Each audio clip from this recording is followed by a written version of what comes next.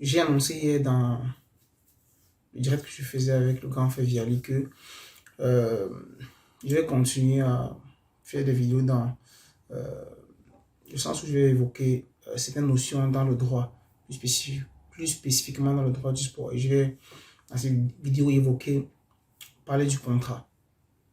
Disons d'abord, de prime abord, que le contrat, c'est l'accord de deux ou plusieurs parties pour établir, réguler ou mettre fin entre elles à une relation juridique patrimoniale.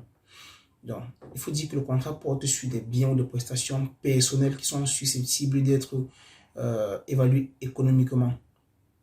Le contrat a force de loi entre les parties. Donc, les parties peuvent s'écarter des règles qu'elles ont déterminées que par consentement mutuel. Tous les contrats sont soumis aux règles du code, aux règles générales du code civil. Et les exigences essentielles sous peine de nullité du contrat étant l'accord entre les parties, la cause, l'objet et la forme. Évoquons ce qu'on appelle l'autonomie contractuelle. Disons que le principe d'autonomie contractuelle prévoit la liberté de choisir parmi les différents types de contrats prévus par la loi. On peut avoir la vente, la donation, l'échange, la location, le prêt. Ces différents types de contrats prévus par la loi ont la liberté de déterminer le contenu du contrat. Le contenu, c'est-à-dire le montant du prix, le délai de livraison, le loyer, une échéance ou un taux d'intérêt. Et de conclure les contrats atypiques qui n'appartiennent pas à ceux ayant une discipline spécifique, comme par exemple le leasing, le franchising, pourvu que ces contrats sont destinés à réaliser des intérêts qui méritent une protection selon l'ordre juridique. Donc, cette liberté peut être compromise de manière négative.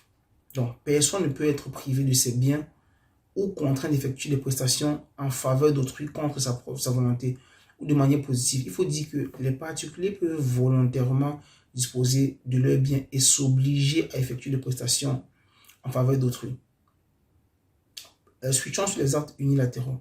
Les actes unilatéraux patrimoniaux sont constitués par une déclaration de volonté d'une seule partie.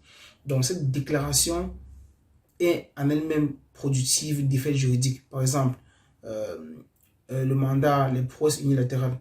Donc, les actes unilatéraux forment un nombre clos. Et ça exclut les actes unilatéraux atypiques. Disons que la promesse unilatérale d'une prestation n'a d'effet contraignant que dans les cas prévus par la loi. Avançons sur l'accord des parties. Disons que le contrat est conclu ou parfait seulement lorsque les déclarations de volonté des parties contractantes coïncident parfaitement. Tant que l'accord n'est pas parfait, les effets ne se manifestent pas. Une acceptation non conforme à l'offre équivaut à une nouvelle offre.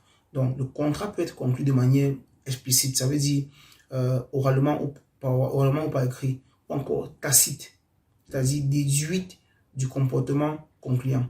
Donc, l'accord peut être simulé ou se former par étapes successives.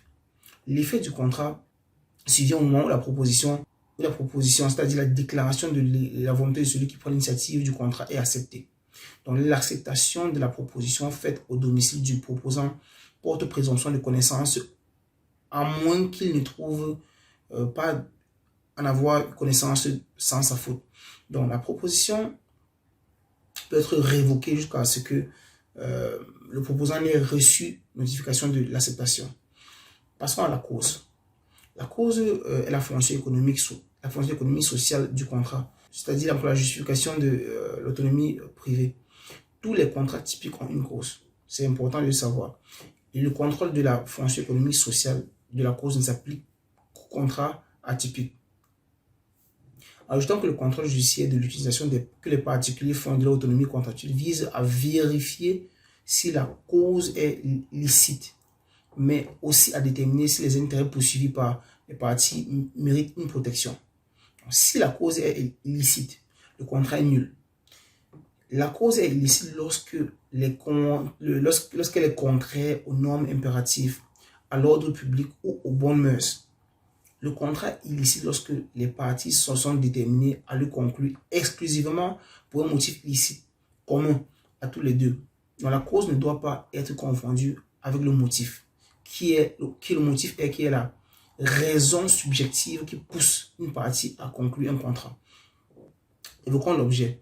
L'objet est la chose ou le droit que le contrat confère d'une partie à l'autre, ou la prestation qu'une partie s'engage à exécuter en faveur d'une autre partie. Donc, l'objet du contrat doit être possible, licite, déterminé et déterminable. L'objet doit être déterminé ou déterminable à travers les éléments inclus dans le contrat. Passons à la forme. Le principe général est la liberté de la forme. Et la forme devient un requis essentiel du contrat uniquement si la loi prévoit sous peine de nullité. Donc, la loi prévoit une série de contrats qui doivent être conclus par un acte authentique ou privé sous peine de nullité, notamment les ventes et les locations immobilières. L'acte authentique est rédigé par un notaire ou un officier public attestant les volontés déclarées par les parties en sa présence.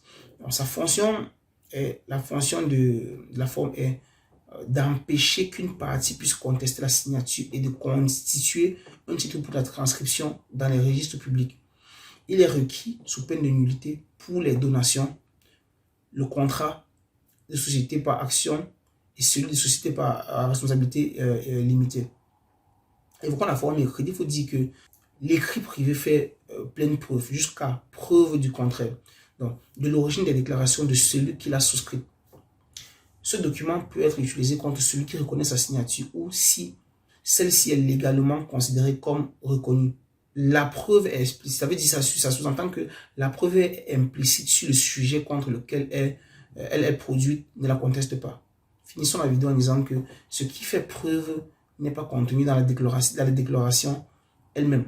L'écrit peut être requis comme une preuve documentée dans le contrat d'assurance ou dans le pacte de non-concurrence. Dans les deux cas que je viens de citer, le contrat est valable et produit ses effets même s'il n'est pas rédigé par écrit.